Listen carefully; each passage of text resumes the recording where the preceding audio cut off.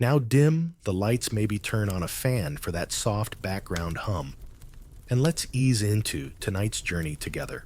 You're lying in a straw-stuffed bed inside a small thatched hut. Outside, it's just after midnight, and the fire's embers are whispering their last crackles. There's a soft sound in the distance. Rustle, snuffle, a tiny grunt.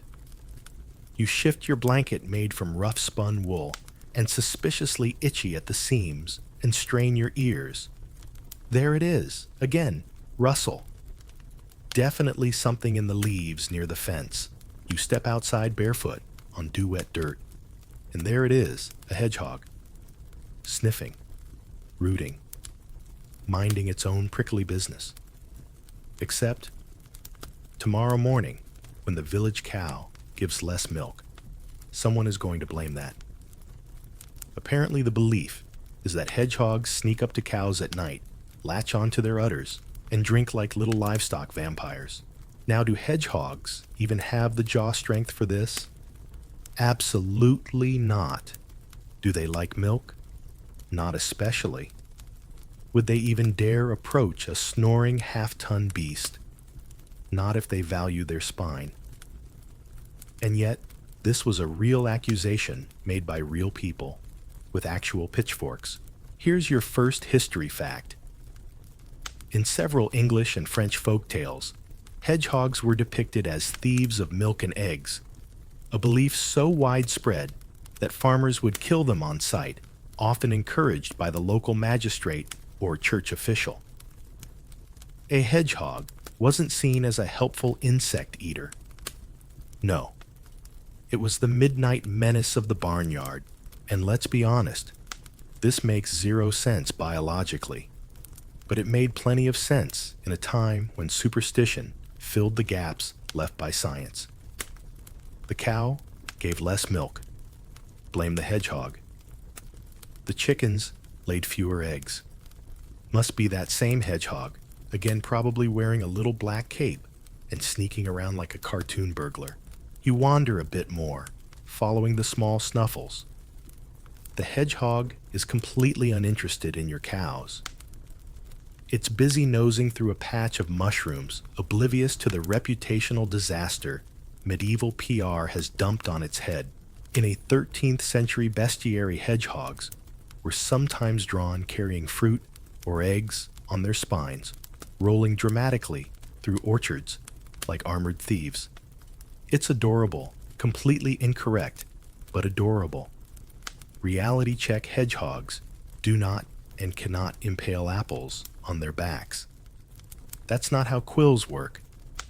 That's not how gravity works.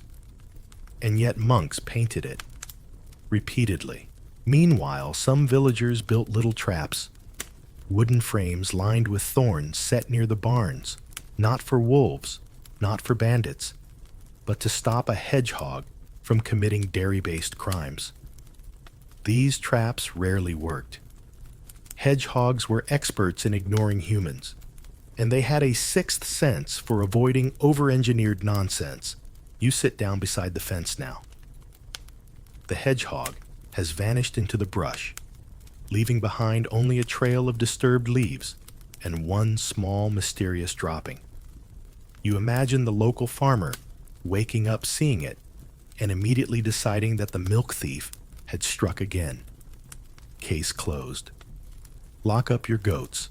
Now, for a quirky side note, in one village ledger from 1443, a bounty was paid for 3 hedgehogs apprehended in the act of milking. No clarification was given, no drawings. Just a transaction, 2 farthings for 3 milk-thieving hedgehogs. One has to wonder, how does one apprehend a hedgehog in the act? Do they hold tiny cups? Are they wearing bandanas? And here's where the academic debate begins. Some historians argue that the myth came from a mix-up, hedgehogs rummaging under cows in search of beetles, not milk, and farmers misreading the scene. Others think it's a projection of rural paranoia. Nature must be doing something wrong if the economy is struggling. Why not blame the round, pokey fellow who shows up at night and doesn't speak for himself? Also, milk was serious business. It was breakfast. It was trade. It was what you used to soften bread that could otherwise be mistaken for roof tiles. So anything threatening that supply, even a hedgehog just sniffing around, got the sharp end of local rumor. Meanwhile, actual culprits like disease, poor feed, or bad weather went unpunished. Because let's face it, you can't threaten the wind with exile. But a hedgehog, sure, easy target, doesn't bite back, doesn't sue for defamation. The fire inside your hut is almost out now. The night feels quieter, the kind of stillness that makes everything seem older and more mysterious. Somewhere in the hedgerow, that little hedgehog curls up into a spiky ball, entirely unaware of its undeserved infamy. If it dreams of beetles, not milk, and you lying back in bed might wonder why medieval people got so much wrong. But then again, we still have folks who think their toaster is haunted. History repeats itself in slightly sharper, spikier forms. Now, before we move on, yes, hedgehogs were wrongly accused. No, they were not the lactose-obsessed goblins of the countryside, but they were oddly convenient scapegoats. And that, dear listener, is how you survive a medieval night, assuming no one blames you for milk theft in the morning. 3 things to remember. Hedgehogs do not steal milk. You can't arrest something with no pockets. If your cow stops producing, maybe just feed her better. Snouts and superstitions. You're at the edge of a field now, just past dawn, when the dew still clings to the grass and the smell of warm hay is mixing with something less charming. Manure. So much manure. A cow lows lazily in the distance, and beside her stands a boy with straw-colored hair and a grim expression. His job, stand guard against hedgehogs. Yes, hedgehogs. He's got a stick in one hand and a bucket in the other. Every few minutes, he leans down and checks under the cow as if expecting to catch a sneaky little critter hanging from the udder like a medieval milk pirate. You try not to laugh, but the boy's serious. His grandmother told him this is how you keep the milk from disappearing overnight. And grandmothers, as you know, are rarely questioned, especially when they're armed with folklore and a wooden spoon. The myth of the milk-stealing hedgehog was so deeply rooted in some regions that even otherwise reasonable people believed it. It wasn't just farm gossip. It made it into record stories, even church warnings. Because, of course, once a superstition gets the ecclesiastical stamp of approval, it sticks like oat porridge to your only tunic. This brings us to your history fact of the night. In several parts of 15th century England and Germany, local laws permitted or even encouraged the destruction of hedgehogs.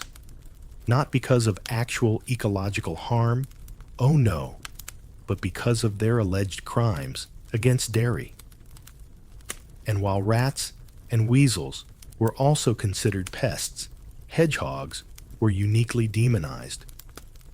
Probably because they had the audacity to be active at night and not look especially repentant. You make your way through the pasture now. A flock of geese watches you like judgmental old monks. One honks disapprovingly. You nod back. They know the truth, probably. Hedgehogs aren't the problem. They never were. But try telling that to a village where someone's cheese curdled early. In one notable 14th century herbal manuscript, there's a charming, and by that I mean utterly baffling, illustration of a hedgehog with a long curly straw sticking up into a cow's underside like it's sipping from a coconut. The caption reads something along the lines of, "The thief of milk be spiny and sly. Scientific accuracy, 0. Dramatic flair, 10 out of 10. And then there were the sermons. Oh yes, hedgehogs even made it into religious metaphors. Priests would warn their flocks not to be like the hedgehog's small, secretive, and greedy sneaking blessings in the dark. It's not enough to accuse a creature of agricultural crimes, you have to shame it morally too. You pass a hedge that rustles quietly. No surprise, it's a hedgehog, trotting along on its stubby legs, like it's got somewhere to be. Maybe a very important bug appointment. Maybe a midnight feast of fallen berries. It pauses for a second, sniffs the air, and keeps going, utterly unaware that somewhere, someone is writing a list of farmyard suspects with its name in bold. Now here comes a strange little side note for you. There were even tales that hedgehogs could predict the weather. If a hedgehog crossed the road before dusk, it meant bad luck. If it crossed after dusk, it meant a storm. If it didn't cross at all, it probably had more sense than the humans. And that leads us to the real heart of this superstition: fear of the unknown. Hedgehogs were shy, mostly nocturnal, and very hard to understand without a flashlight, a zoology degree, and a lot of patience. So instead of understanding medieval folks, just blame them for stuff. Lost eggs, sour milk, broken eggshells, general vibes. The hedgehog became the catch-all explanation when other answers were too inconvenient. You sit now by the old oak tree where the farmers rest their tools. The boy from earlier has given up watching the cows and is now playing with a stick like it's a sword. You glance at the hedgerow again. No sign of milk thieves. Just bees, a few rustling leaves, and a butterfly that's clearly late to whatever flower meeting it had scheduled. The sun is climbing higher now, warming your arms and making the grass smell sweet and sleepy. If this is a crime scene, it's the most peaceful one you've ever seen. And here's a gentle academic debate. For the evening, some historians believe the hedgehog milk myth was more metaphor than fact, a symbol of hidden greed or of nature's untrustworthiness. Others argue it reflects the psychological need to assign blame to something visible when resources got scarce. When cows gave less milk, no one wanted to admit they didn't rotate pasture properly. It was easier emotionally and politically to pick on a spiky little stranger in the night. You lean back and look at the sky. The clouds are soft and drowsy. The geese are finally quiet. And the cows, still chewing, still unimpressed by hedgehogs or humans. Let's leave this place now and take with us 3 essential lessons. Never blame the hedgehog without evidence. If your milk spoils, maybe check the bucket before the beast. Medieval science had more bristle than brain. Oh, and if you see a hedgehog tonight, give it a wave. It's probably just trying to find its dinner, not your dairy stash. The farmer's scapegoat. You're squatting behind a crumbling stone wall, now watching a scene that could be straight out of a misunderstood bedtime fable. A medieval farmer, mud on his boots, frustration in his eyebrows, is pacing around his barn. His cow hasn't given milk again. The sheep are making that snorty nasal noise only sheep can make. And the chicken. The chicken laid an egg that cracked itself before it hit the straw. Clearly something's wrong. Something unnatural. Something spiny. The farmer looks toward the woods. His gaze is long, squinty, and filled with the kind of suspicion reserved for neighbors who borrow tools and never return them. He picks up a broom handle and walks straight toward a patch of bushes like he expects to find a criminal hiding inside. You follow tiptoeing over turnips. There it is again, a soft rustle. And then the villain appears, a hedgehog, doing absolutely nothing wrong, sniffing a mushroom and minding its own humble business. But to the farmer, this is the culprit. This is the reason the milk has soured, the eggs are funny shaped, and his boots keep mysteriously disappearing in the mud. Never mind that his roof leaks and the grain is infested. No, the hedgehog gets the blame. Tonight's historical truth.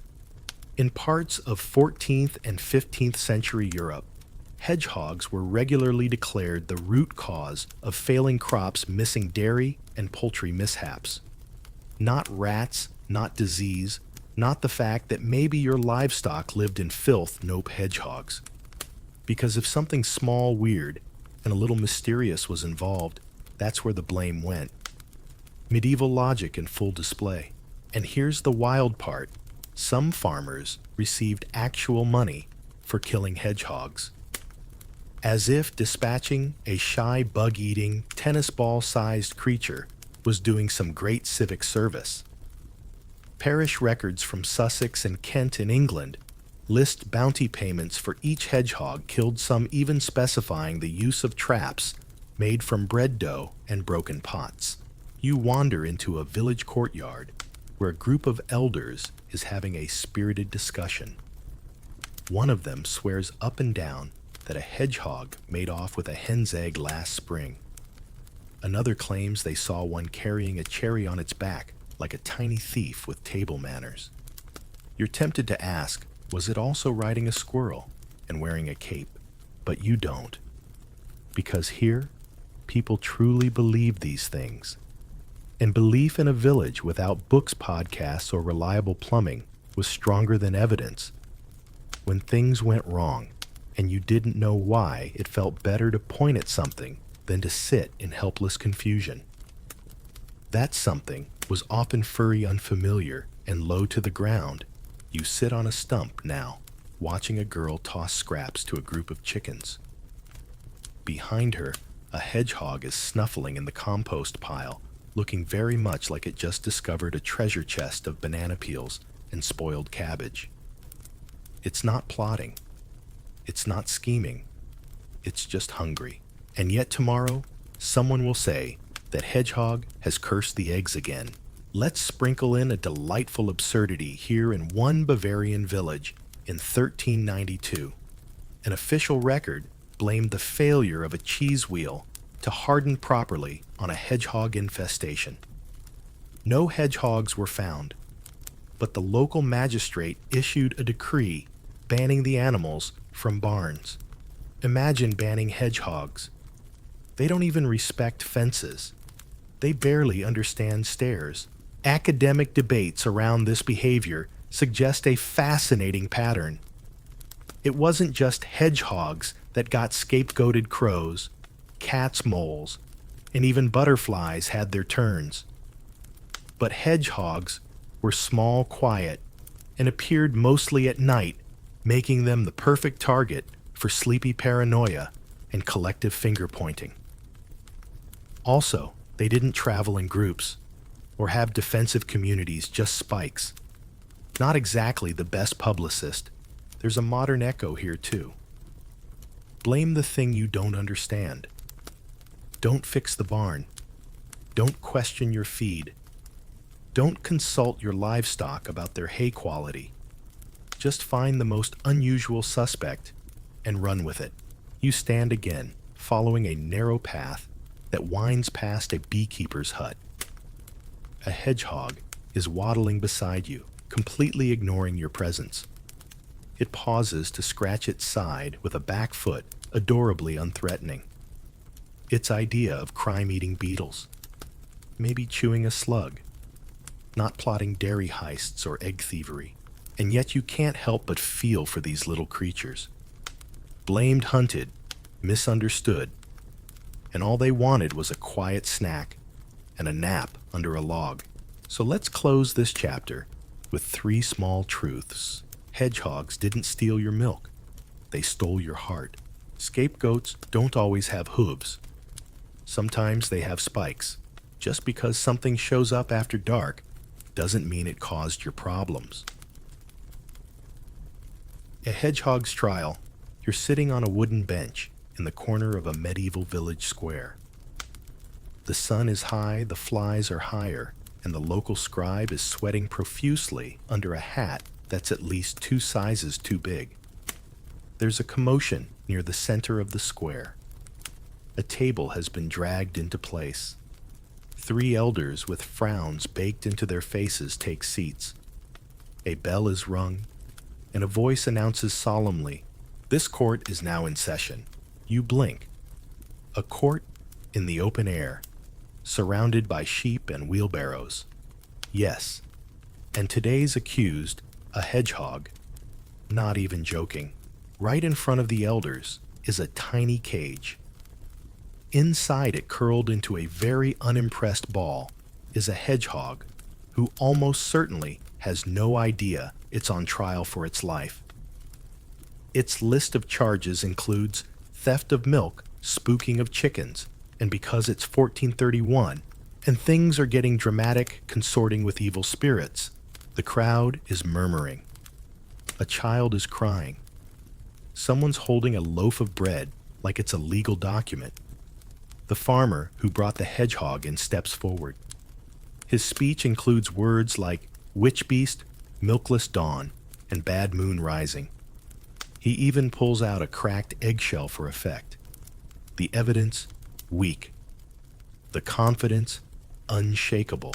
And this right here is your historical fact of the night hedgehogs, along with pigs, cats, and toads, were occasionally brought before local tribunals in medieval Europe. These weren't just symbolic rituals. They were real events sometimes, with punishments and all.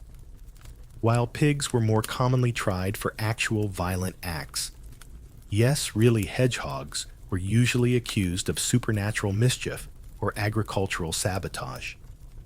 And because no one expected them to mount a defense, things often didn't go well.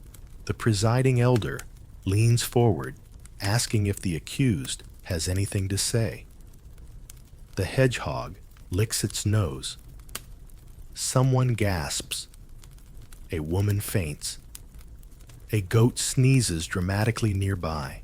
Now, before you assume everyone was delusional, let's zoom out a bit.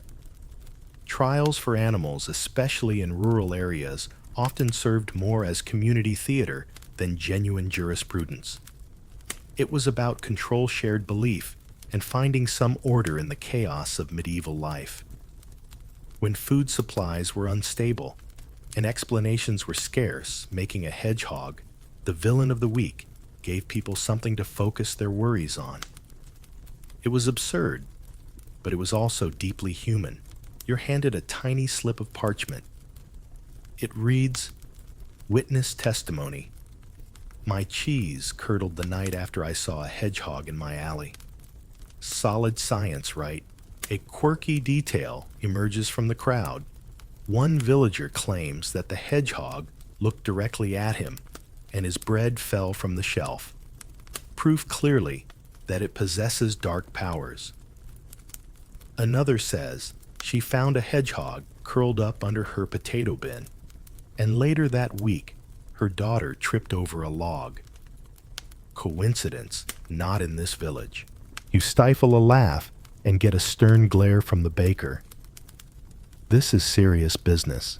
The hedgehog is lifted gently from its cage and placed on a small cloth in the center of the table. It stretches, blinks, and promptly falls asleep. A man yells bewitchment as if that explains why it's so comfortable on a Tuesday afternoon. Here's where things get stranger. In some records, animal trials included symbolic punishments, like exile from the village or banishment to the woods, which is where hedgehogs live anyway. So it's basically a free ride home. Other times, they were blessed by a priest to cleanse them of their influence. Imagine that a tiny blessing for a tiny snout, but not all outcomes were kind. There are grim entries in regional ledgers listing the execution of vermin hedgehogs, included through fire or crushing often performed with theatrical rituals. You wonder, were they really so scared of this little creature? Or just in desperate need of control in a chaotic world? You take a step back, letting the sun hit your face. The trial continues, but your attention drifts. A group of kids is giggling near the well, tossing crumbs toward another hedgehog that's emerged from a pile of leaves. That one is not on trial. It's just here for the snacks, and now the elder announces the verdict. The hedgehog on trial is to be exiled, released into the far meadow, where it may do no further harm. Applause breaks out. Someone throws a cabbage leaf. The hedgehog is placed in a woven basket and carried off like a minor royal. You follow quietly, watching as it's set down in a patch of wildflowers and immediately waddles off with not a single glance back. Justice served. Or, well, at least concluded. Let's wrap with 3 final thoughts. Medieval people put hedgehogs on trial. That's real. Most of the evidence was emotional, not empirical. The hedgehogs in all likelihood didn't care. They had bugs to eat and logs to nap under. And the next time someone accuses you unfairly, just remember, at least you're not a hedgehog on trial for dairy disruption. Tiny thieves and garden lore. You're kneeling in a medieval garden, one hand brushing against mint, the other trying not to disturb the cabbage butterflies flitting lazily through the sun-drenched air. The garden is tidy in that slightly chaotic way of medieval planting lavender. Here leeks over there, and marigolds scattered like cheerful little soldiers. But something else catches your eye. Not a plant. A sign. Hand-carved, uneven, nailed to a wooden post. Beware the hedgehog. It takes eggs. You pause. Eggs, really? Beside you, an elderly gardener, robes patched and sandals dusty, is setting down a basket of herbs. She nods solemnly. They steal the eggs, you know. Roll them away with their little snouts. You want to ask if she's ever seen a hedgehog do this. But this is a garden built on habit and belief. Logic is optional. And here's your historical fact. Across many medieval communities, hedgehogs were believed to be notorious egg thieves. The myth was that they'd sneak into hen houses, use their bellies, or their surprisingly nimble little snouts to roll eggs away into the underbrush. Then somehow, they'd crack them open and slurp up the contents like tiny yolk-obsessed bandits. The problem? There's absolutely no zoological support for this. Hedgehogs can't roll eggs. Their legs are too short, their posture too round, and their motivation levels questionable at best. Also, eggs are large, heavy, and not a regular part of their insectivorous diet. But medieval people didn't have motion-activated coop cameras. They had missing eggs, confused hens, and neighbors, with very convincing rumors. You move toward the chicken coop, where a small hen is strutting about like she owns the place. She probably does. Chickens, in medieval times, were valuable, fiercely defended, and considered one of the top 5 contributors to both breakfast and argument. If one of their eggs went missing, it was a village-level incident. And here's the quirky detail.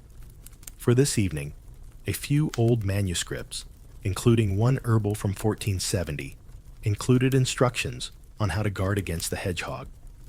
Suggestions ranged from sprinkling ashes around the coop to placing small mirrors by the nests, because apparently hedgehogs either feared their reflection or were so vain they forgot to steal anything. Hard to say. Nearby, a young apprentice is tying bundles of thyme together. He tells you that in his village, They used to smear chicken eggs with vinegar to make them taste bad to hedgehogs. When you ask if hedgehogs even noticed, he shrugs and says, "No one ever actually saw it work, but Grandma insisted." Let's talk about fences for a moment, not the tall ones. The low ones made of woven willow, designed not to keep large animals in, but to keep very small animals out. These were called hedgehog hurdles, in some regions low garden fences, built specifically to block creatures that were assumed to be sneaking in and robbing nests or disturbing seedlings. They were never completely effective. Hedgehogs are surprisingly good at climbing over things when motivated, but they do tell us something. The level of hedgehog suspicion was architectural. You're offered a plum by a girl in a blue tunic. She's watching the bushes. A hedgehog emerges, snuffles a bit, and promptly flops into a shaded patch of soil. It's hot, and even the accused deserve a nap. The girl whispers, "If he goes near the eggs again, we'll know." Know what? How unclear. But the confidence in her tone is stronger than your will to argue. Here's where the academic debate tiptoes in. Some historians suggest the egg theft myth was an extension of older pagan stories that painted the hedgehog as a cunning survivalist. Others argue it was simple observational error. Hedgehogs were seen near henhouses, and because humans love a tidy villain, a correlation was formed and repeated for generations. After all, when you tell the same story enough times, even the chickens start to believe it. You wander into the herb patch. A second hedgehog is investigating a pile of moss. It's not carrying an egg. It's not rolling one. It's not even looking in the direction of the coop. But tomorrow morning, when an egg goes missing, someone's going to tell that hedgehog story again, only with a bit more drama, a few more yolks, and maybe a daring midnight escape through a moonlit garden gate. So 3 soft truths to lay your head on tonight. Hedgehogs don't roll eggs. Physics and common sense agree. Sometimes what you think is a thief is just a hungry wanderer. The garden is full of mysteries, but not all of them wear spikes. And if you must build a fence, make it for the rabbits. The hedgehog just wants a beetle and a quiet place to nap. Hedgehogs in herbal manuscripts. You're seated at a wooden table under flickering candlelight, flipping through a thick, hand-copied book bound in cracked leather and faintly scented of old time and mildew. This is not your bedtime reading, unless your idea of a relaxing night involves 500 pages of illustrated plants, astrological charts, and deeply questionable medical advice. Welcome to a medieval herbal manuscript. Across the page is a drawing clearly meant to depict a hedgehog. It's vaguely accurate. Spiky, four-legged, with eyes drawn as tiny black pinholes, and a nose exaggerated to absurd proportions. The caption in Latin reads something suspiciously medicinal. You squint at the cramped handwriting. It translates roughly to, "For relief of stomach bile, dry the belly of the hedgehog, grind with rosemary and steep in vinegar." You look up slowly from the page. Hedgehog belly tea. Someone wrote that down. Someone probably drank that. Tonight's history fact: in medieval medicine, hedgehogs weren't just scapegoats. They were ingredients.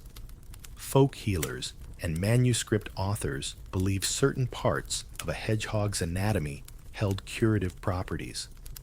The belly in particular was thought to soothe digestive issues, while dried spines were used in powdered form for everything from fever to oddly nosebleeds. Some recipes insisted the animal had to be collected on a full moon. Others warned never to touch it with iron tools. And no science did not support any of this. You're now deep in a scriptorium where a monk with ink-stained fingers is muttering to himself while copying lines about toadflax and the root of man's bane. He's clearly seen better days. On the margin of the page, you notice something whimsical, a hedgehog drawn rolling a berry with its nose. Cute. But below it, a note useful in ailments of the liver and when curses afflict the chest. So basically, liver failure or mild haunting. Got it. A whisper echoes from behind the curtain the apothecary's inn. You tiptoe through the corridors to find a small, dark room filled with shelves of dried things, plants, bones, mysterious jars. In the corner sits a bundle of something labeled Aranaceae venter, hedgehog belly dried. Probably. You decide not to look closer. Here's your odd little side note. In some regions of Italy and Spain, hedgehog fat was used as an ointment base, rubbed on the chest to relieve coughs, or more dramatically boiled with pine resin to extract evil humors. Not exactly Vicks Vapo Rub, but someone thought it worked. And then there's the quirk of symbolic medicine. The doctrine of signatures. A theory popular in the Middle Ages claimed that the appearance of a plant or animal indicated its purpose. Hedgehogs covered in spines were thought to represent protection, defense, and occasionally punishment. So ingesting them or applying bits externally was supposed to ward off danger, both physical and magical. Makes sense. Not really, but it was very popular for a few centuries. You sit now by the window, watching as a woman plucks herbs from her garden. She speaks quietly to herself, yarrow for cuts, sage for memory, and she glances at a rustle near the compost, a hedgehog for when things get complicated. She doesn't look afraid, just mildly annoyed.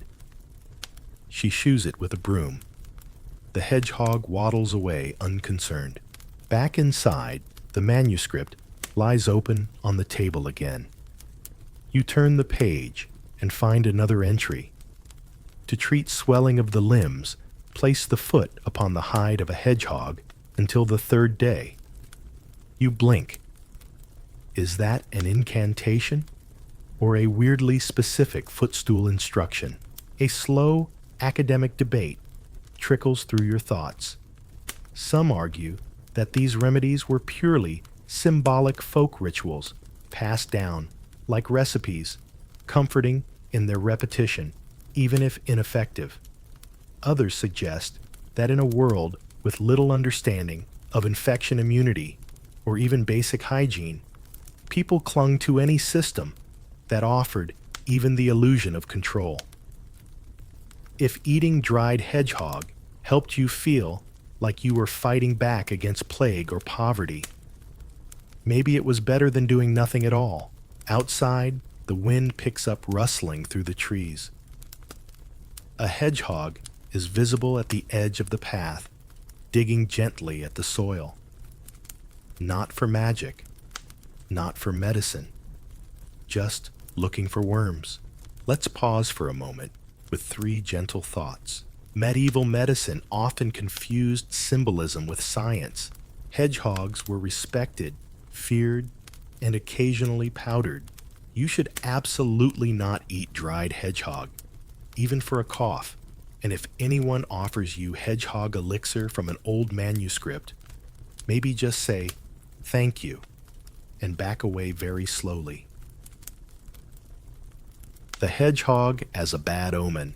You're walking along a narrow dirt path just before dawn, the kind where mist curls low to the ground and every sound feels louder than it should. Somewhere off to the right, an owl hoots. The trees are still dark silhouettes, and the only thing moving across the road in front of you is, yes, of course, a hedgehog, calmly waddling from one bush to another, like it's late for an extremely polite appointment. And just like that, your whole day is ruined. Because in this particular village, a hedgehog crossing your path before sunrise means something bad is going to happen. Maybe your bread won't rise. Maybe your roof will leak. Maybe your cousin's sheep will escape and start chewing on your laundry again. The point is, the spiny omen has spoken. Tonight's historical fact is one of superstition. In many parts of medieval Europe, hedgehogs were viewed not only as egg thieves and milk suckers, but as bearers of bad luck, particularly if seen at the wrong time of day, in the wrong direction, or near a church. Yes, you heard that right, near a church, because nothing says cosmic alarm bell like a hedgehog taking a casual stroll near holy ground. Some villagers believed a hedgehog seen on the road at dawn was a sign of misfortune to come. Others thought it meant someone would fall ill or that the harvest would fail. And in one especially specific local legend, it meant that your ale would go sour. An oddly precise curse, but a serious one nonetheless. You sit now on a wooden bench outside a cottage. The door is painted blue. The garden is full of sleepy marigolds, and beside the bench is a broom standing upright in a bucket. Not for cleaning. It's to ward off hedgehogs, according to the woman who owns the place. She's currently sprinkling salt across the path. When asked why, she says plainly, "One crossed the door yesterday. I'm not taking chances." And while that sounds like overkill to her, it's basic household management, like airing out blankets or yelling at the geese. Just part of life. You stroll to the village chapel, where a small crowd has gathered to gossip. One man swears a hedgehog appeared at the base of the steeple last week, and now the bell rope's fraying. Another adds that his cousin's wife saw one curled in a flower pot, and the next day, their candle mold cracked. Coincidence? Not in this neighborhood. Now for tonight's quirky detail. In certain medieval wedding traditions, it was considered extremely unlucky for a hedgehog to appear within view of the bride. Some towns even had designated hedgehog lookouts stationed along the bridal route, just in case one decided to photobomb the procession with its silent judgment and surprisingly loud snuffling. You pass an open window. Inside, an older man is reciting prayers, not from the Bible, but from a collection of protection charms. One includes the line, "Let no spiny creature cross my sight before bread has touched my tongue," which you have to admit is impressively specific. Let's slide into the academic debate of the evening. Was this all just rustic nonsense, or did hedgehogs genuinely come to represent the unpredictable forces of nature? Some historians believe that because hedgehogs were nocturnal, solitary, and difficult to understand, they became living metaphors for the unknown, the creeping chaos at the edge of human control. Others argue that the beliefs were more practical. Hedgehogs disturbed gardens, startled livestock, and showed up uninvited. Naturally, they got the blame. Still, it's worth noting that not all omens were bad. A few regions held that a hedgehog snuffling near your door during harvest season meant wealth was coming. Not from the hedgehog mind, it wasn't going to drop off gold. But as a sign, it was like seeing a shooting star in a wool tunic. You find yourself near a pond, now the surface still and glassy.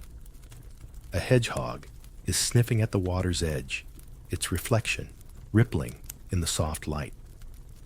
It pauses, maybe sensing you, maybe just deciding that frogs are overrated. It turns and disappears into the brush. No lightning strikes. No curses drop from the clouds. Your boots remain dry, your mood intact. Which leads us to 3 important takeaways. Seeing a hedgehog isn't bad luck. But it was a good excuse. Superstition filled the space where logic didn't dare go. If your bread fails, maybe check the yeast before blaming the wildlife. And if a hedgehog crosses your path at sunrise, maybe just say, "Good morning." Then go about your day with the confidence of a creature who isn't carrying a single egg or drop of milk. Prickles and pagan fears. You're in a clearing now, deep in the woods, where the underbrush thickens and sunlight filters down in long, dappled fingers. It's quiet, not in the peaceful, sleepy way, but in the kind of silence that makes you glance over your shoulder. Moss carpets everything. A circle of ancient stones looms nearby, half buried and crooked. This is where stories begin, and where older ones never quite ended. At the center of the ring, someone has left a small offering, a bowl of berries, a sprig of thyme, and curiously, a carved wooden hedgehog. Not a Christian relic, not a farmer's trinket. This is older, folk magic old. And that's your hint that tonight's historical oddity isn't just about superstition. It's about survival ritual and the strange spiritual role the hedgehog once played.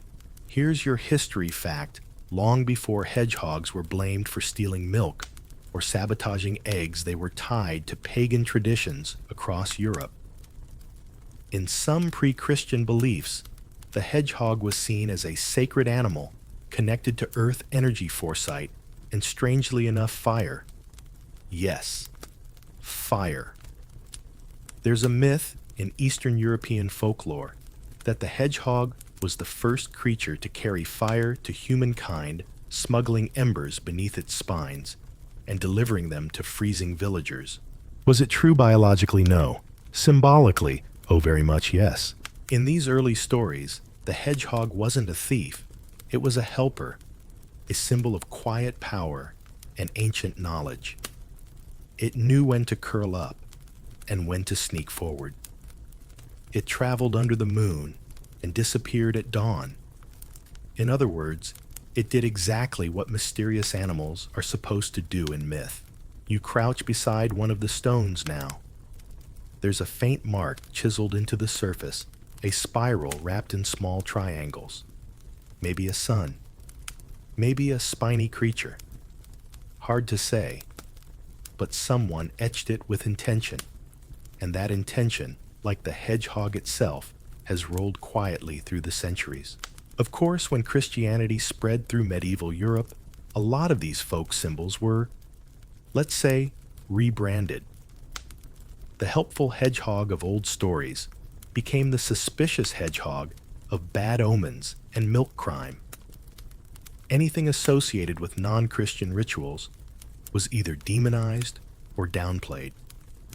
And the hedgehog, unfortunately, wasn't charismatic enough to keep its reputation intact. You wander now into the ruins of what might have been a chapel or a druidic gathering spot, depending on which villager you ask. There are dried herbs tucked into the cracks of the stones, offerings left for creatures unseen. One of them, a tiny wreath made of straw, has a miniature hedgehog carved into the middle. Protective charm, maybe. Local tradition, definitely. Let's lean into tonight's academic debate. Was the hedgehog actually feared because of its pagan associations, or was that fear later justification for more practical concerns like garden raiding and egg loss? Some scholars argue the animal's nocturnal behavior and solitary habits made it a perfect fit for pagan symbolism, aligned with lunar cycles and the quiet power of the underworld. Others believe the association was tacked on retroactively once the church needed an explanation for why villagers were still drawing hedgehogs on their walls. Back at the village, you overhear an old man talking about his grandmother's hedgehog talisman. He says She kept it above her doorframe to ward off illness, and that once a traveling priest told her to burn it. She refused, said it worked better than any sermon. You nod to yourself. Not everything sacred fits into tidy categories.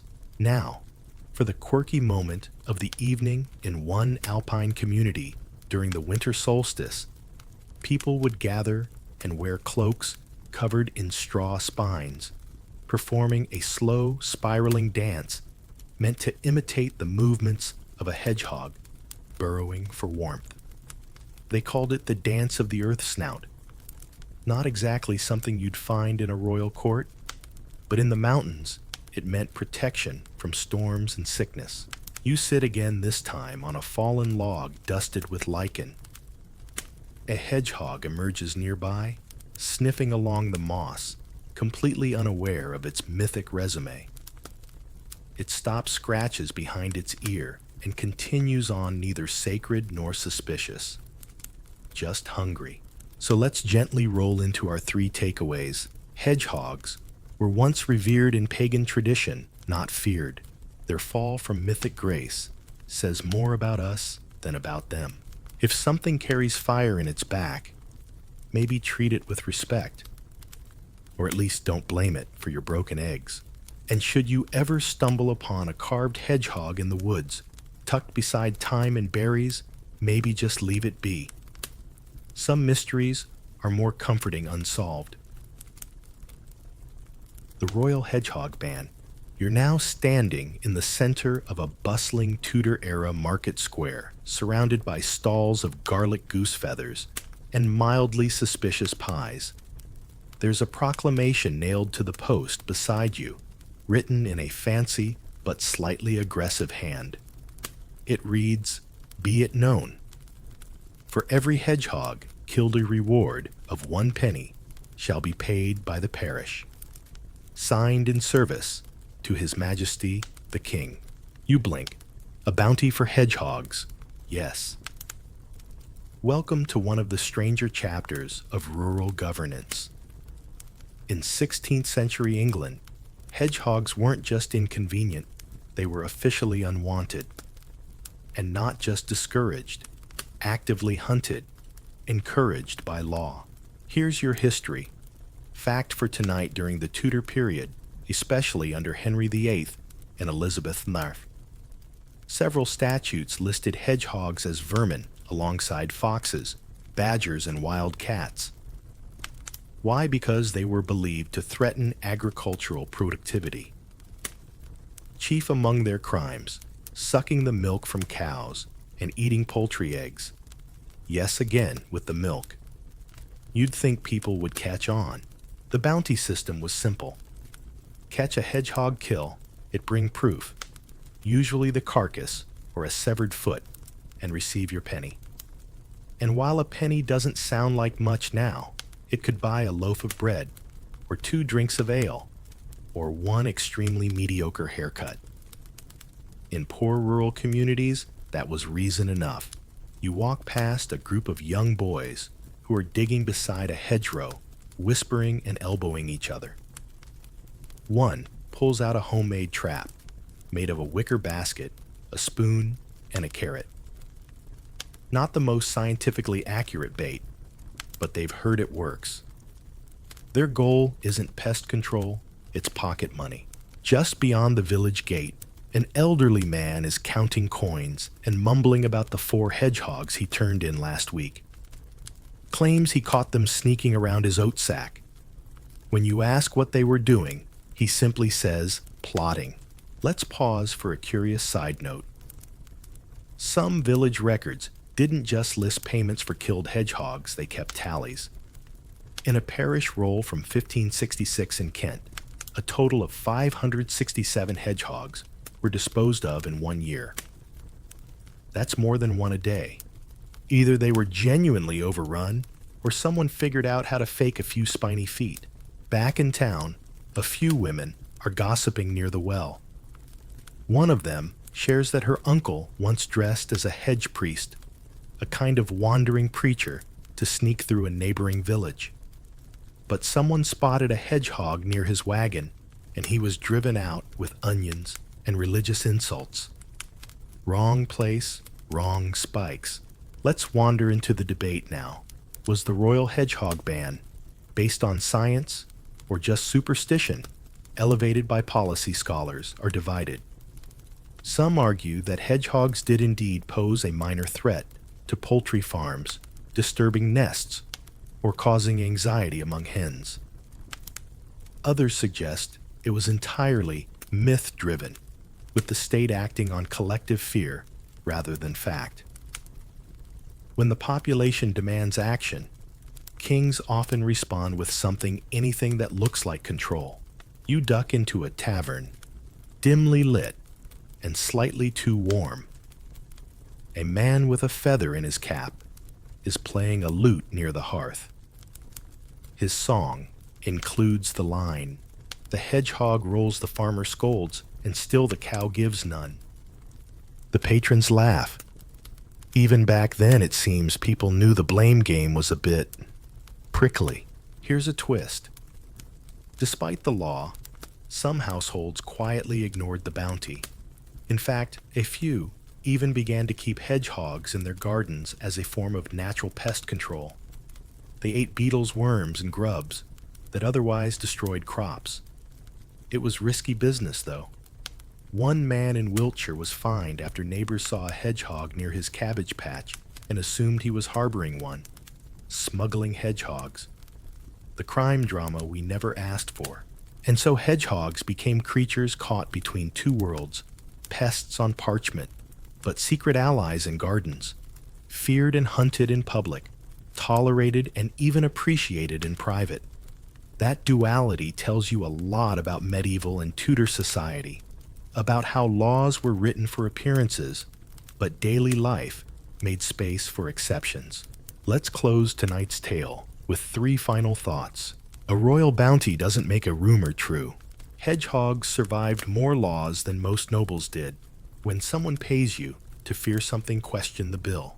And if you ever find a hedgehog near your garden gate, maybe don't demand a penny, just say hello. It might be the only honest gardener left in the village. The church's quiet war on spines. You're sitting on a wooden pew inside a dimly lit chapel, the air thick with incense and beeswax. Sunlight spills through stained glass, scattering red and blue patches across the stone floor. The sermon has ended.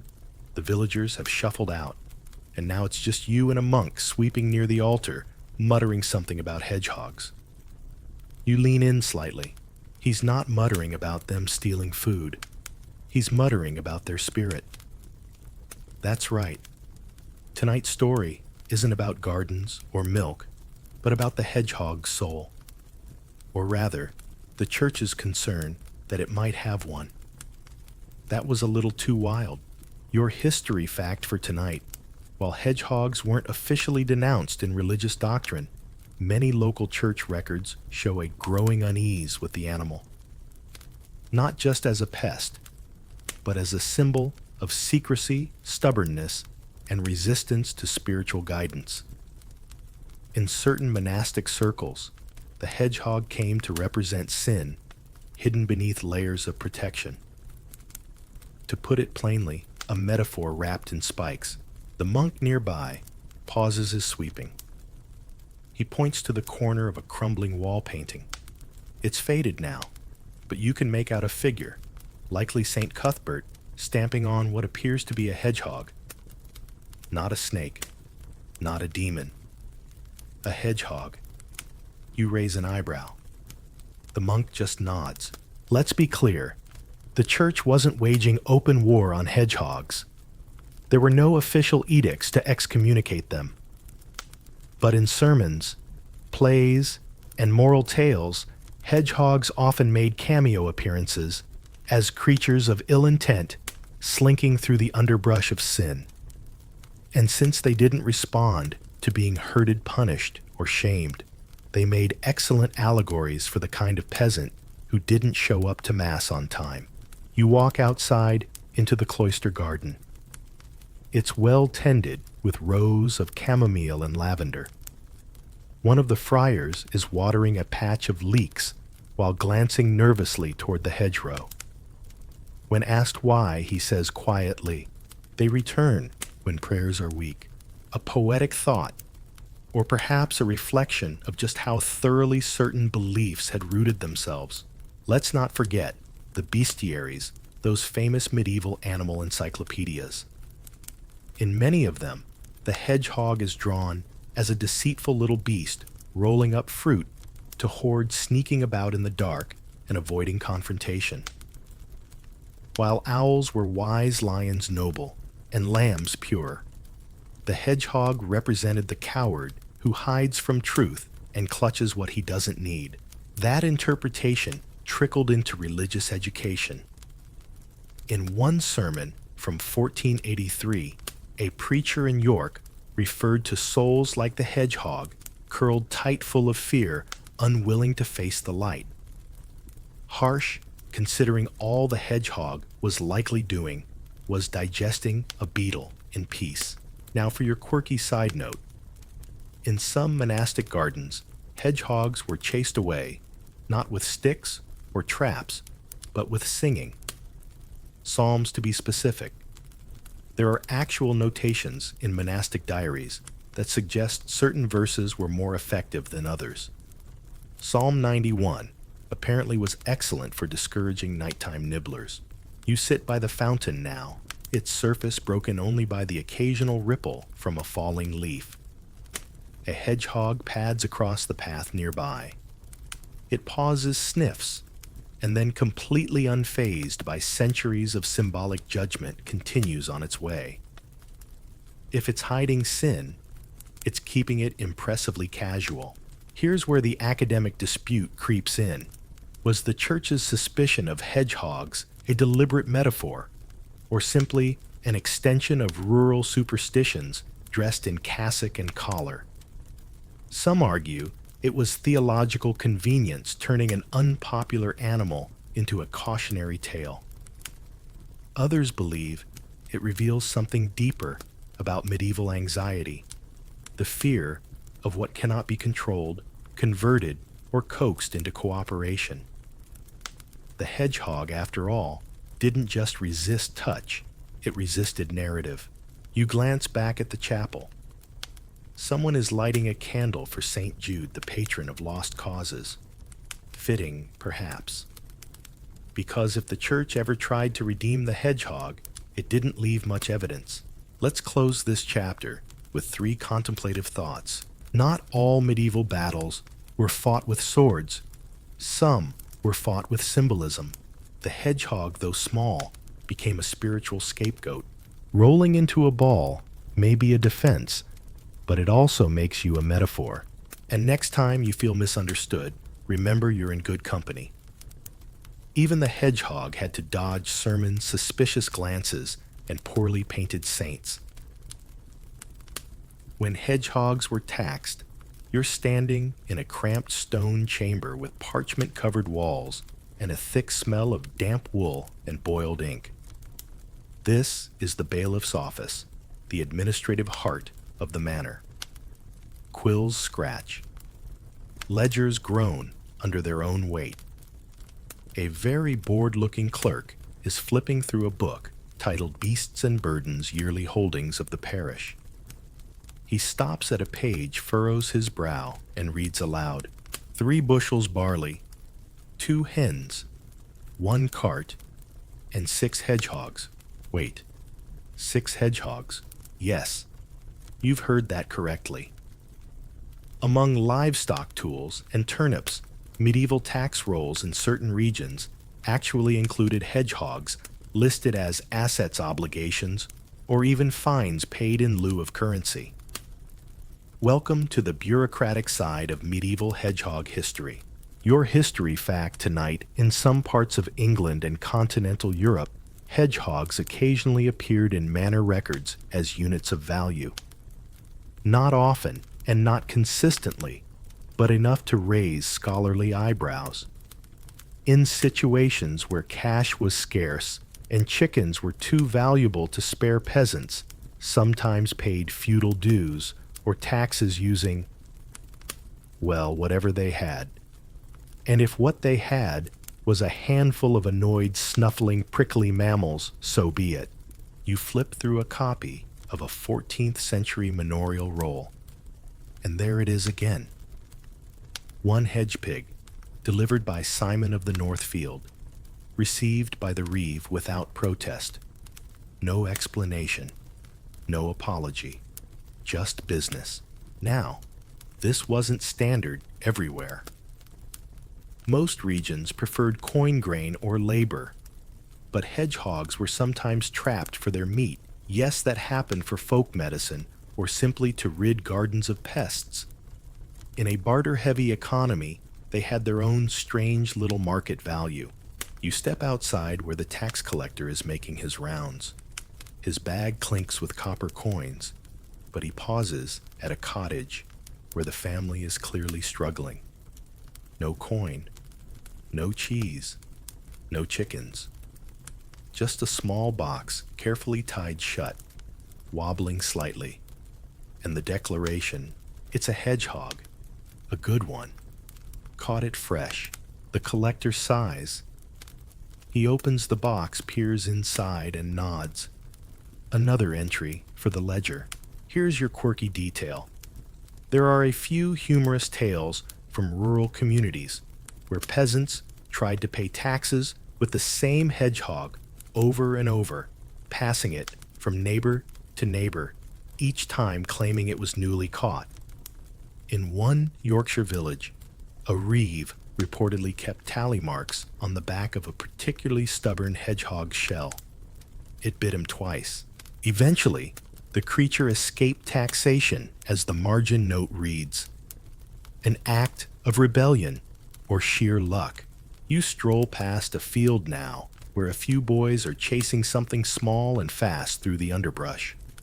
One yells, "That's our winter tax running off." You'd laugh if they didn't seem so serious.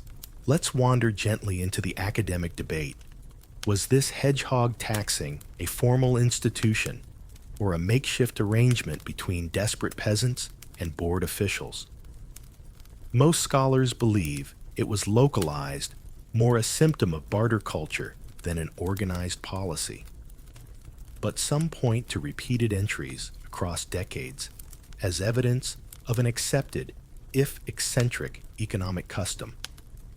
If a hedgehog was worth something, be it food medicine or garden help, then it could be counted taxed, and maybe even disputed in court. There's even one record, half-faded, found in a monastery that details a legal complaint. A man accused his neighbor of hedgehog theft, insisting it was his tax pig and essential to his annual obligation. The scribe added a dry note case dismissed. Hedgehog uncooperative. As evening falls, you sit beside the fire in a small tavern. The walls are lined with antlers and empty jugs. A man beside you grumbles that his brother paid the Lord with 2 hedgehogs and a suspicious wheel of cheese, and somehow came out with more respect than anyone who paid in coin. Apparently, originality had value too. So let's round off with 3 prickly truths. In hard times, even hedgehogs could become currency. Value is often a matter of desperation and creativity. There's something deeply satisfying about outsmarting a tax system with a small round animal. And should you ever need to barter for survival, just remember the hedgehog might not have pockets, but it could still pay your dues. The accused, in song and story, you're huddled beneath the rafters of a medieval tavern, tucked into a shadowy corner where the air smells like roasted onions and wet wool. The fire crackles with enthusiasm, despite the mild threat of smoke inhalation, and a group of minstrels is warming up near the hearth. One of them strums a lute. Another taps a small drum, with the delicacy of someone who knows the furniture is borrowed. Then, without much introduction, the singer begins a ballad. His voice is nasal, but confident, and the lyrics go something like, "Beware the beast with thorny hide who steals the eggs and runs to hide. At night it prowls with greedy snout and drinks the milk while no one's out." There's a pause, then laughter. Not all ironic. Yes, tonight's history fact is this hedgehogs didn't just live in the shadows of superstition. They made their way into medieval popular culture. Songs, rhymes, riddles, and even morality tales often included references to the so-called crimes of the hedgehog. From children's chants to traveling bard performances, this little creature was immortalized as a sneaky thieving rascal with a taste for other people's breakfasts. You look around the tavern. The crowd nods along. Some chuckle knowingly. One man even raises his cup and mutters, "Saw one last week by my hen house." Whether that's a confession, a warning, or just pub banter, you'll never know.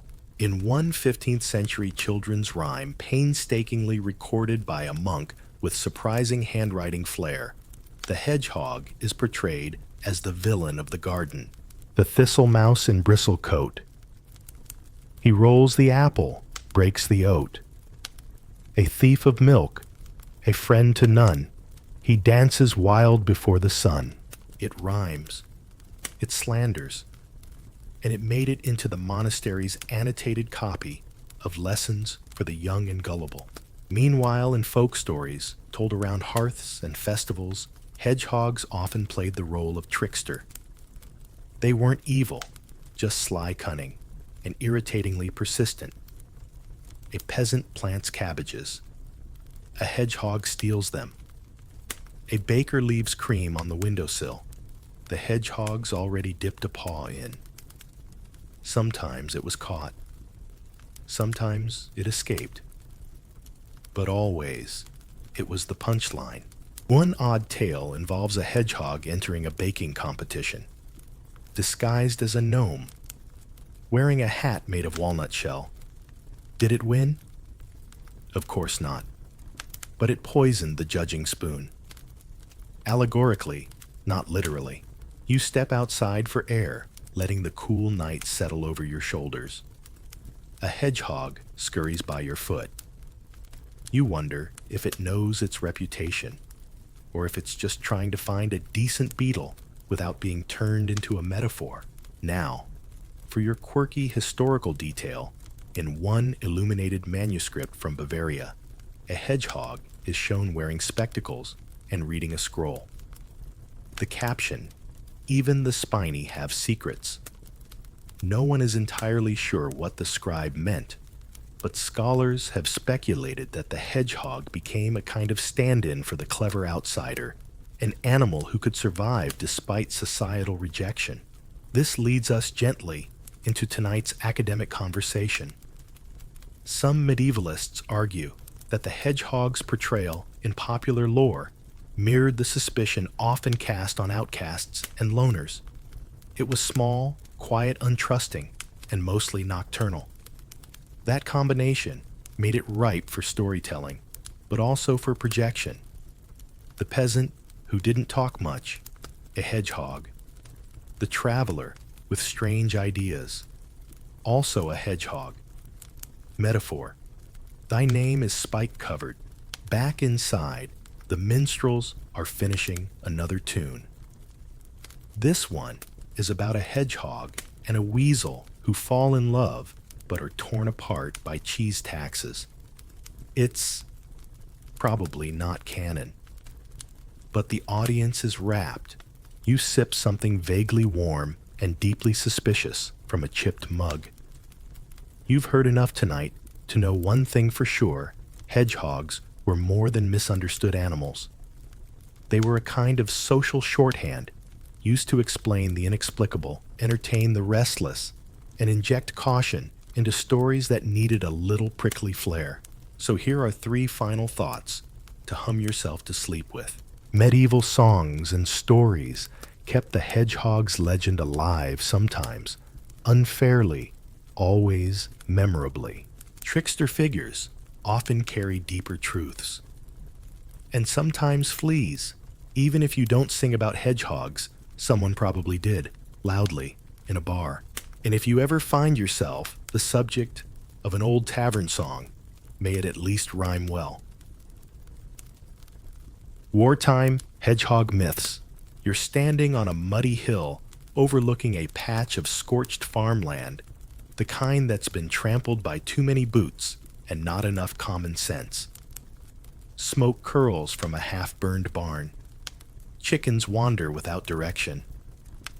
A lone cartwheel lies broken in a ditch, looking more emotionally tired than structurally damaged. It's wartime, or what counts as wartime in the messy patchwork of medieval feuds. But the strangest part of this battlefield isn't the limp banners or overturned cauldrons, it's the sign posted at the village gate. Carved into rough wood, it reads, "No hedgehogs beyond this line." You blink. There are no soldiers here, no horses. But apparently, there's a hedgehog problem. Tonight's history fact is this. In times of war, famine, or political instability, hedgehogs were often caught in the crossfire of rumor, fear, and blame. With food stores, vanishing crops failing, and panic thick in the air, people looked for reasons, explanations, villains. And when there weren't any available, they pointed to the one creature they were sure hadn't been invited: hedgehogs. During periods of conflict, especially in the 14th and 15th centuries, there were documented beliefs that hedgehogs could ruin food stores, bring bad luck to soldiers, and sabotage gardens that supplied local troops. In some villages, people even believed that hedgehogs were spies. Not metaphorical spies, literal 4-inch tall spies for enemy forces. You crouch beside a makeshift barricade where a farmer turned watchman is sharpening a stick with more enthusiasm than skill. You ask about the sign. He tells you that hedgehogs have been seen near the grain piles. After they appear, food goes missing. Coincidence? He doesn't think so. And while this might sound silly now, in an era where plague, famine, and banditry roamed freely, a superstitious scapegoat was easier to manage than existential dread. Now, for your quirky moment in a 15th century siege diary found near Rouen, a soldier wrote that he saw a hedgehog enter the kitchen tent 3 nights in a row. On each night, a ration of salted pork vanished. He concluded the animal must be an enchanted thief sent by Burgundian sorcerers. He added that the cook tried to bless the stew pot just in case. You take a stroll through the ruins of an old command post. Burned maps line the floor, and a half-melted ladle leans against a pile of charred turnips. In the corner, hedgehog tracks, probably, or just small feet. But someone would have seen them and whispered, "They've come again." There's an academic debate here worth curling up with.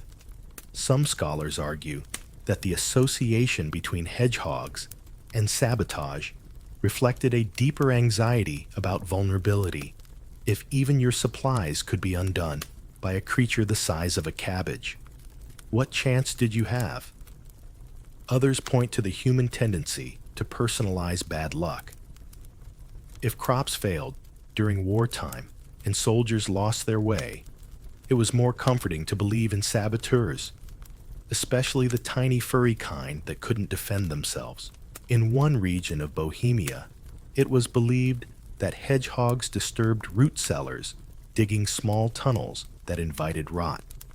Villagers were warned to post guards outside their vegetable stores, not for looters, but for the creeping shadow of the thorned one. Back near camp, a group of children is reenacting a battle using sticks and turnips. One child shouts, "Beware the hedgehog scouts." Another waves a cabbage like a war flag. It's absurd. It's charming. and it's probably historically accurate. Let's not forget the hedgehog traps. During long campaigns, some communities place bowls of milk near entrances, not to feed the hedgehogs, but to expose them. If the milk vanished, a spy had come. If it remained, all was well. The flaw, of course, was that hedgehogs rarely drank milk. So if the bowl went untouched, people still blamed them for resisting bait, for being too clever, for hiding better than most enemy messengers. The paranoia ran deep, and yet even amid suspicion, the hedgehog endured. It rolled quietly from camp to camp, garden to garden, never declaring allegiance, never accepting blame. It simply did what it had always done. At bugs snuffled about and ruined people's attempts at metaphor. So let's conclude this prickly wartime tale with 3 soft truths. Fear finds targets where facts cannot. Hedgehogs were accused of espionage, which is objectively hilarious. Even during war, people found time to misinterpret nature. And if a hedgehog ever crosses your path in a moment of crisis, don't panic. It's not a spy. It's not a thief. It's just trying to find its dinner before someone blames it for everything. The quiet resistance. You're in a small village now, the kind that barely makes it onto maps, even the hand-drawn ones etched into tavern walls with ale and enthusiasm. The cottages lean slightly from centuries of bad weather and good gossip, and smoke curls lazily from chimneys into the morning chill. Everything smells like damp linen-baked apples and somewhere faintly wet dog. But there's something different about this village. You notice it as soon as you enter. No warning signs, no traps by the henhouses. And in the herb gardens, nestled between sage and rosemary, you see movement, soft, round, prickly movement. Hedgehogs, not hunted, not blamed, simply here. And that's the story for tonight, Quiet Defiance. In a world where hedgehogs were banned, cursed, taxed, and occasionally tried in open court, some villagers chose not to follow the script. They fed the creatures, protected them, and in more than one case, lied about it to the authorities. Because sometimes resistance doesn't wear armor. Sometimes it curls into a ball and eats beetles behind your cabbage patch. Here's your history fact. In certain rural communities, especially in remote parts of Wales, Brittany, and the Alpine valleys, hedgehogs were seen not as pests, but as partners, garden allies, bug exterminators, little spiky gardeners. They ate slugs, trimmed insects from root beds, and even kept worm populations in check. And while they were still tangled in superstition, they were viewed with something closer to cautious respect and fear. You meet a woman near the well. She's humming while shelling peas into a large wooden bowl. At her feet, a hedgehog snuffles lazily in the grass. She calls it Stitch. Not a pet exactly, but not wild either. When asked why she keeps it around, she shrugs and says, he earns his keep. Doesn't steal eggs. Doesn't gossip. You decide Stitch may be the most emotionally stable villager here. Now for your quirky moment of the evening. In one 16th century village in the French Pyrenees, there was a law on the books that encouraged the keeping of hedgehogs in kitchen gardens, provided they were kept clean and not fed butter. Why butter, no one knows. But one surviving note from the council suggests that overfed hedgehogs became lazy and discourteous, which may be the most wonderfully human projection in all of hedgehog history. You walk past a thatched roof bakery, where a hedgehog is curled beneath a warm stone, likely absorbing the heat from a recent loaf. The baker glances down, sees it, and continues kneading dough. No judgment, no raised broom. just coexistence. Of course, this wasn't without risk. In towns where laws mandated their extermination, harboring a hedgehog could lead to fine scolding or social suspicion. So these friendships, these small acts of kindness were quiet. No signs, no names, no songs. Just villagers who knew that the little creature under the porch was more helpful than harmful, no matter what the law said. Let's peek into the academic murmurings. Some scholars suggest this was a form of ecological resistance, peasants preserving natural balances against official decree. Others see it as part of a broader folk logic trust. What you observe, not what the manor says. If the hedgehog helped your beans grow, and your lettuce stay unchewed, why kill it for a rumor? Why fear it for a song?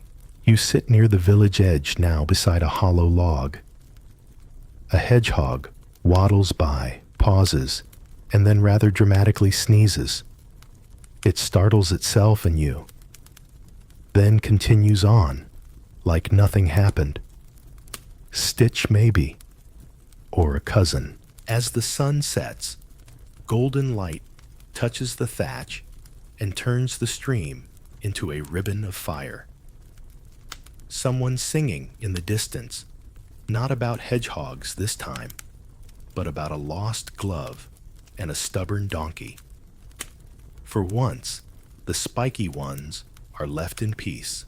And here's where we leave you with 3 quiet thoughts. Not all resistance is loud. Some wears a shell of spines. The best evidence is lived experience, not whispered law. Sometimes survival depends on someone choosing kindness over compliance. And if you ever find yourself hiding something small, spiky, and misunderstood from the world, just know you're not the first, and you won't be the last. The hedgehog as a familiar. You're tucked beside a hearth in a village cottage that smells like smoke herbs and mild superstition. Outside, the night is thick with fog.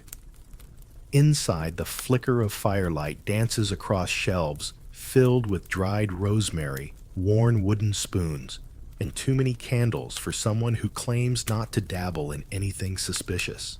The woman across from you isn't a witch. Officially, she's the healer, the midwife, the one people visit when their baby won't sleep, or when their goat keeps eating fence posts.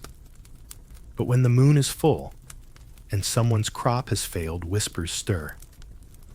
And tonight, those whispers include a hedgehog. Not just any hedgehog. Her hedgehog. Curled beside the hearth, snoring softly, tiny feet twitching in a dream. His name is Nutmeg, and apparently he's been accused of being her familiar spirit. Tonight's historical fact: during the height of witch trials in Europe, especially in the 16th and 17th centuries, hedgehogs were sometimes named in trial records as witches' familiars. These were believed to be supernatural creatures gifted by the devil who assisted witches in casting spells, gathering secrets, or spreading misfortune. While cats and toads were the usual suspects, hedgehogs occasionally made the list, especially in rural communities where they were already viewed with suspicion. You glance at Nutmeg. He's dreaming again, perhaps, of beetles, or the warm underside of a cabbage leaf. Definitely not sorcery, but in a time when unexplained illness failed crops, or milk spoilage could be blamed on your neighbor's dark influence, it didn't take much. One woman in Essex was accused in 1584 of keeping a hedgehog that spake not in words, but in signs. Her defense: he snorts when he's hungry. The court was not amused. You sip a weak herbal tea as the woman tells you stories, not just of healing and village drama, but of fear, of being watched, of the time someone threw a stone at her window because they heard scratching and assumed it was a curse taking shape. It wasn't. It was Nutmeg trying to reach a dead moth behind the cupboard. Here's your quirky detail in one trial transcript from Bavaria. A hedgehog was accused of drinking spilled ink from a priest's desk and sapping the power of the sermon. The hedgehog was caught and examined. It was declared spirit-touched and tragically removed from the home. No further details were recorded except that the priest's sermons continued to be unpopular, possibly unrelated. You walk outside for a moment, feeling the night settle in around your shoulders. It's cold, still, but not unfriendly. A hedgehog rustles through the underbrush, unconcerned with theology or village politics. Somewhere a dog barks. Somewhere else someone mutters a charm just in case. The academic debate here is thick with ink and opinion. Some scholars believe the inclusion of hedgehogs in witchcraft accusations was purely local, a blending of older folklore and newer fears. Others argue it was symbolic.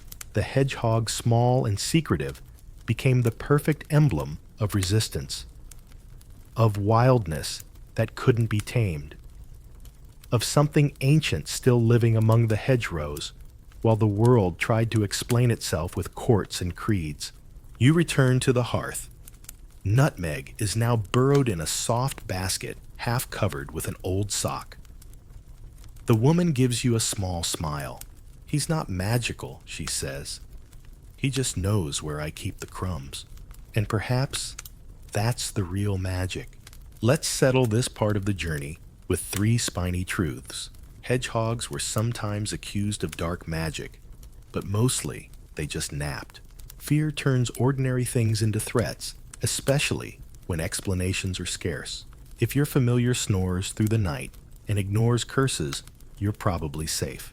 And should anyone ever accuse your pet of sorcery, maybe just offer them a cup of tea and a better explanation. Or at least hide the ink.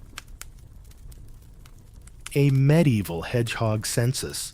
You're leafing through a brittle old ledger in the scriptorium of a dusty abbey, surrounded by flickering candles and the faint scent of old beeswax and ink. The book creaks like it's been waiting centuries for company. The parchment pages are dense with lists, names, crops, livestock, and then oddly, hedgehogs. You blink, reread. Yes, right there, between 8 goats and 13 measures. Barley someone in the year 1377 recorded 2 hedgehogs residing in East Hedgerow, nuisance declared. You turn the page. There's more. Tonight's historical curiosity is a soft and spiny one in several rural records, especially those maintained by monastic stewards or local reeves. Hedgehogs occasionally appeared in local censuses or land surveys, not as property exactly, but as named presences. Creatures worth counting. Sometimes because they were helpful.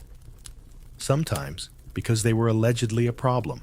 Here's your history fact, though. Rare medieval tax and property rolls occasionally listed animals that weren't domesticated, but were still part of the ecological fabric of a manor or parish.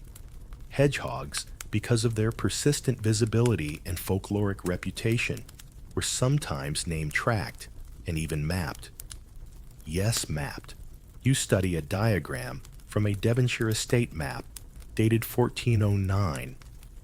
It includes barns, a chapel, orchards, and toward the northeast, a little doodle of a spiky ball beside the label where the hedgehogs nest. Do not dig. You can't tell if it's a warning or advice, possibly both. Out in the courtyard, you chat with a steward polishing apples on his tunic. He remembers seeing old charts where hedgehog clusters were sketched like territorial boundaries. He claims some were even named, one called Old Scratch, and another, rather endearingly, Huff. A group of monks passes by carrying sheaves of parchment. One murmurs that hedgehogs were watched not just for superstition, but because their presence was thought to predict seasonal changes. A sudden drop in hedgehog sightings might mean bad luck for the barley crop, or worse, a harsh winter. Let's add a charming little oddity to the mix in one Welsh record from 1385. A hedge watcher was paid in cider and bread to observe the movements of night beasts, with hedgehogs named first on the list.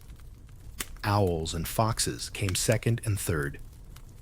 It's unclear how scientific this data collection was, but the position came with a cloak, so it must have been important. The more you dig, the more it becomes clear.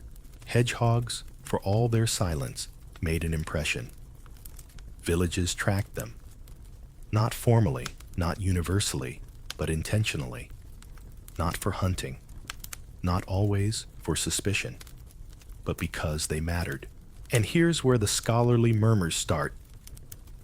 Was this early conservation, primitive ecological awareness, or just nosy bookkeeping from people with too much time and not enough soap?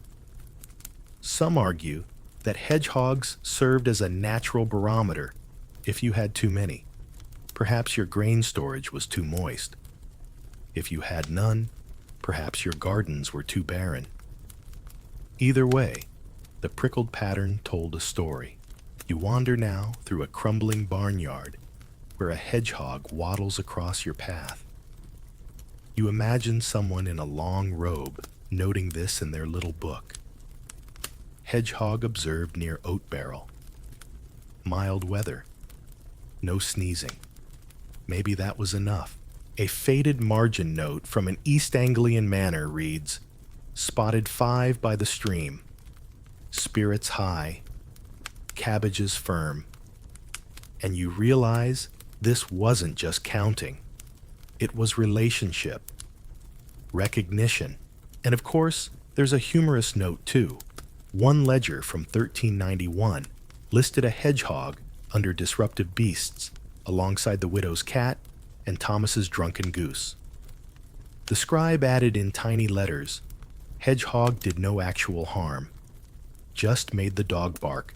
So tonight, as we wrap this little audit of the spiny kind, take these 3 thoughtful notes with you. Sometimes the things we track say more about us than about the things themselves.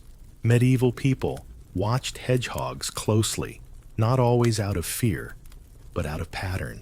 If someone ever maps your comings and goings, may it be with the same sleepy affection they once gave to Old Huff. And if you ever feel unseen, remember somewhere in the Middle Ages, a monk paused mid-scroll to write one hedgehog near the mint patch, still snoring. The tiny rebels of the manor. You're crouched behind a wooden barrel in the corner of a medieval granary, eavesdropping on a group of servants having a rather animated conversation about the ongoing war between the hedgehogs and the baker. You didn't know there was a war, but from what they're saying, it's been going on for weeks. The bread loaves have been nibbled. The flour sacks rustled. The baker's cat refuses to work nights anymore. The culprit, a hedgehog, or several.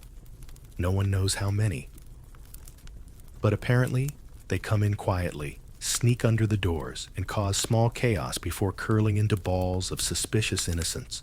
Welcome to the life of Hedgehog Patrol, a little known, often unpaid, but weirdly serious task on some manors during the later medieval period. And tonight's fact is just that in certain estates, hedgehogs were considered such persistent nuisances in food storage areas that specific people were tasked with keeping them out. Not rats, not wolves, just hedgehogs. In one manorial account from 1456, a line item reads, 3 farthings for the hiring of a night walker to watch against the thorn beasts. Whether that job was a one-off or a formal post is unclear. But a note next to it reads, he saw none, but left crumbs, which sounds suspiciously like bribery. You peek into the bakery. The baker, red-faced, covered in flour, muttering about crust integrity has installed what he calls a hedgehog rampart, which appears to be a row of cabbages and a prayer nailed to the door. He blames the recent soft bread on emotional distress. His assistant blames poor kneading. The hedgehog wisely offers no comment. Now for your quirky moment. In one particularly well-documented estate in Lincolnshire, a seasonal role existed called the prickle boy. His duties: patrol the storehouses at night, sweep away leaves, and this is written explicitly, discourage the spiked ones with polite knocking. Apparently, banging a ladle against a wooden beam was believed to startle hedgehogs without harming them. The position came with a lantern, a whistle, and half a sausage weekly. You're now seated near a chicken coop, watching as a hedgehog attempts to navigate a ramp someone clearly built for ducks. It slips, slides backward, and waddles off indignantly. A nearby maid chuckles. That one's called Gerald, she says. He's been banned from the pantry 3 times. There's a deeper story here, not just of hedgehogs as mischief makers, but of people constructing an entire social narrative around their presence. Gerald isn't just a creature. He's a recurring character, a nightly visitor, a problem with personality. Academic interpretations vary. Some see this as another form of scapegoating, projecting frustrations about food storage or inconsistent harvests onto a creature too small to fight back. Others argue it reflects something more tender, an odd sort of companionship born of familiarity. When you see the same animal every week, even a hedgehog starts to feel like a neighbor. And that's where the rebellion part comes in. Hedgehogs didn't actually steal bread or spoil flour with intent, but they operated outside the rules of the manor creatures that no lord could command, no steward could predict. In a world obsessed with hierarchy and control, the humble hedgehog's refusal to follow orders made it a tiny symbol of delightful, disruptive freedom. You visit the old storage shed, where a crude chalk sketch shows a hedgehog wearing a crown and holding a loaf of bread. It's clearly a joke, but also not someone cared enough to draw it. Someone wanted to imagine a creature that snuck past the rules and won. Let's close this with 3 rebellious reminders. Not all revolutions are loud. Some just involve a hedgehog and a pie shelf. Being misunderstood doesn't mean you're wrong. It just means you didn't ask permission.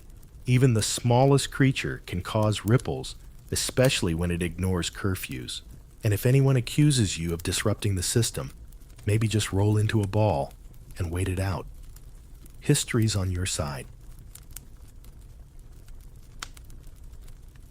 How hedgehogs became villains. You're inside a candlelit chamber, somewhere between a scribe's study and a local historian's imagination. Shelves creak with scrolls and bound manuscripts.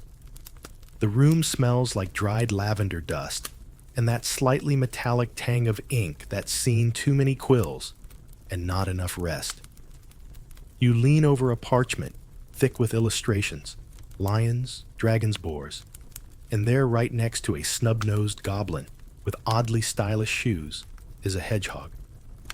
Its quills are exaggerated, its face twisted in mischief, and the caption below reads, "The Thorn Thief, cursed of the earth, stealer of milk and daylight."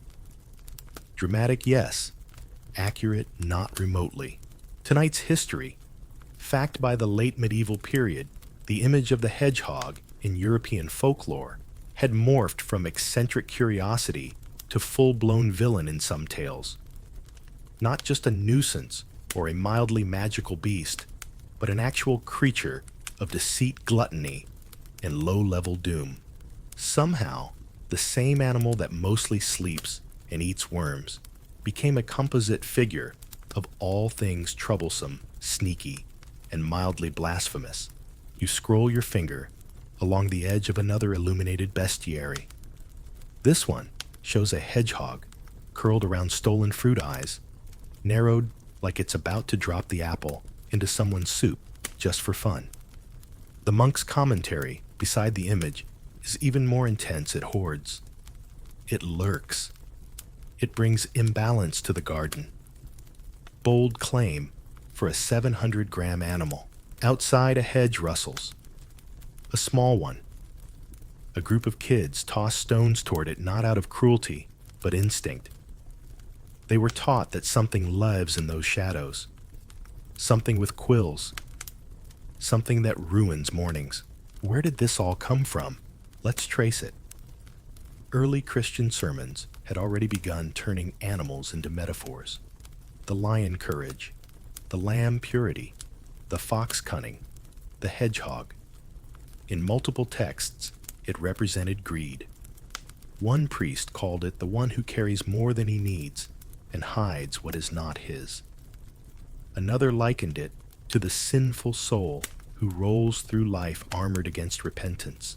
Poetic, brutal, and completely ignoring the fact that hedgehogs can't carry anything on their backs except occasional twigs and maybe their dignity.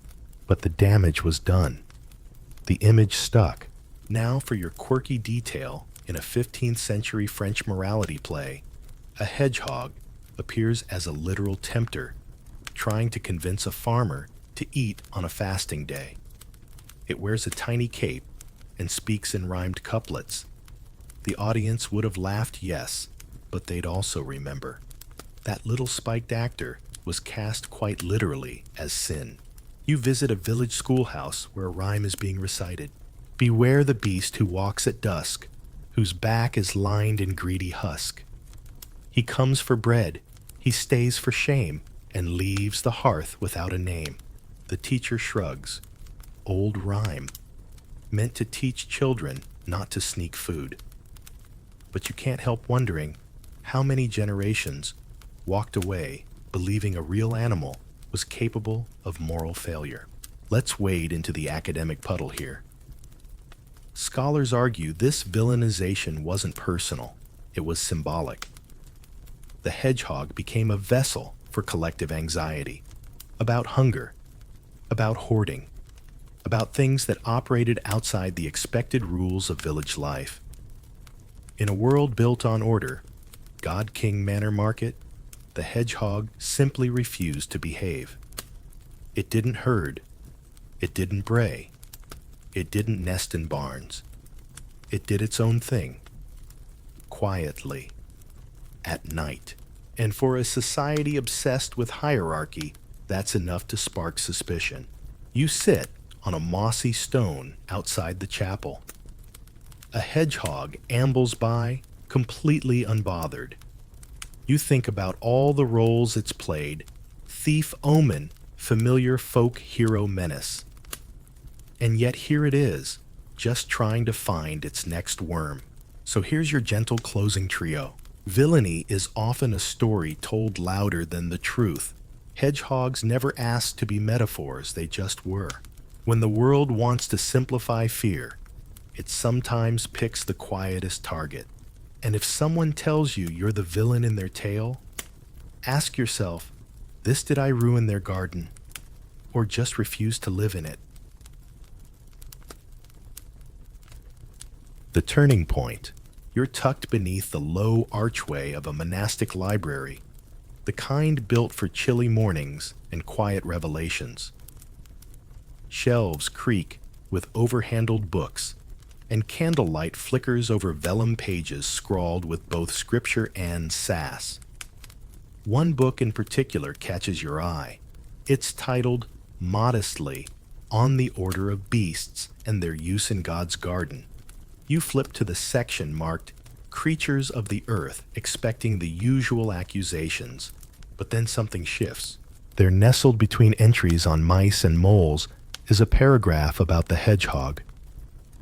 And it doesn't call it a thief, or a demon, or a desert ruiner. Instead, it reads, though much is spoken in fear, Let it be remembered, the hedgehog consumes that which destroys the harvest. It protects the root and guards the tender leaf. Perhaps we have misjudged. You pause. That's remarkably reasonable and surprisingly warm.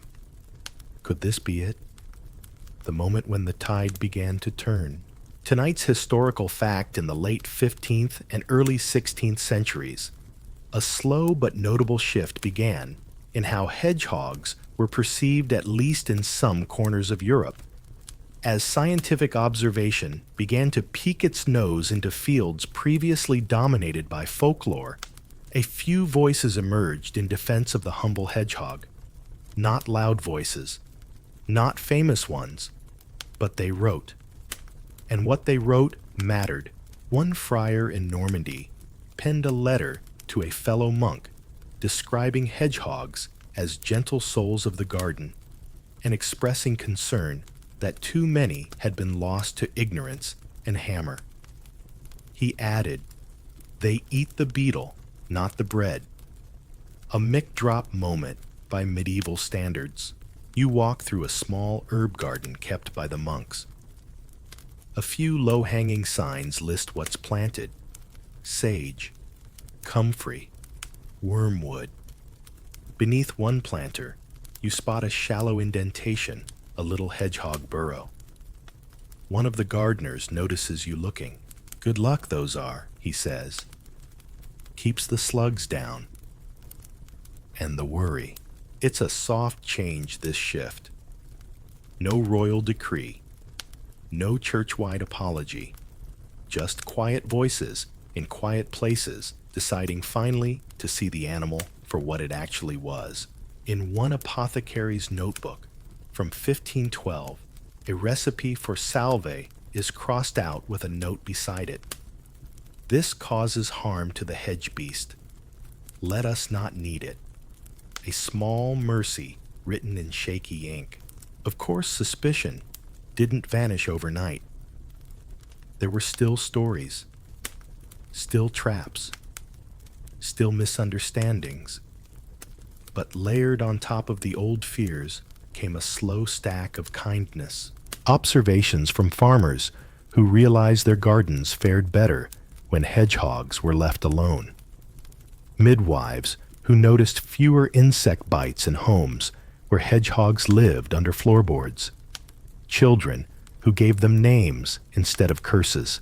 Now for tonight's quirky thread. In a university lecture from 1538, a scholar named Benedict Plume delivered what may be the first recorded hedgehog defense speech. He argued that animals should be judged by behavior, not rumor, and pointed to the hedgehog as a victim of communal mythology.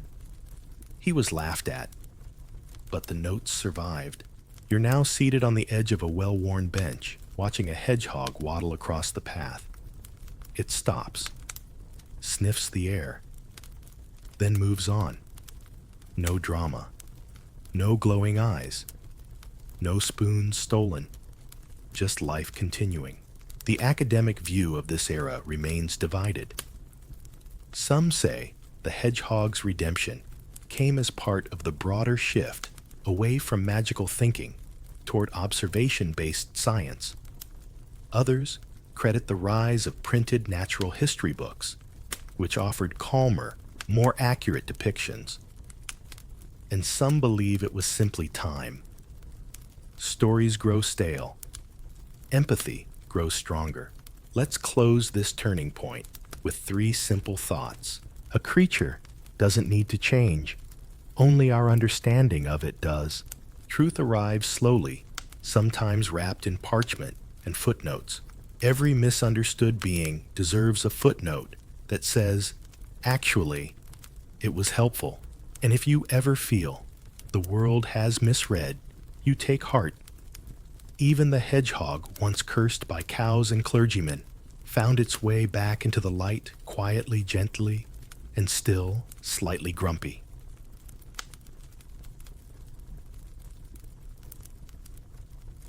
The redemption of the prickly. You're walking down a winding village path.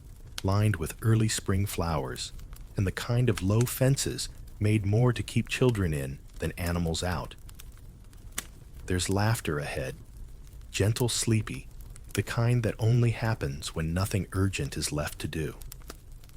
And in the center of the village green, something curious, a small wooden structure with tiny stairs and a hand-painted sign that reads, "Hedgehog Haven Do Not Disturb." It's not a joke. It's not a trap. It's real. And nearby, several villagers are sipping weak cider, watching a hedgehog trundle from under a leaf pile like it's the guest of honor at a garden party. No one screams. No one throws salt. One child offers it a strawberry.